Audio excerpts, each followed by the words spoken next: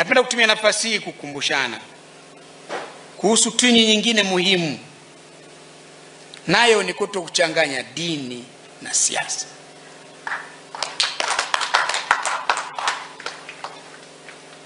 Tukiivunja tunu hii, gharama yake tutaiona. Na kama kuna viongozi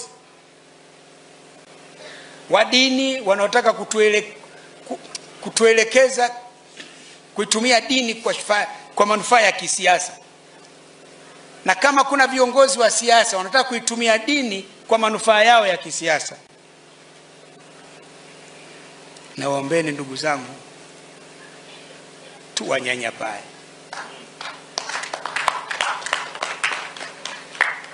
Siku ikifika ambapo wanachama wa chama cha siasa au uumini thabiti wa dini ukawianishwa na chama cha siasa anachokifuata, ndio mwisho wa nchi yetu. Mtakuwa na vyama vya siasa vya Wakristo, na vyama vya siasa vya Waislamu, na vyama vya siasa vya walokole, na vyama vya siasa vya watu gani?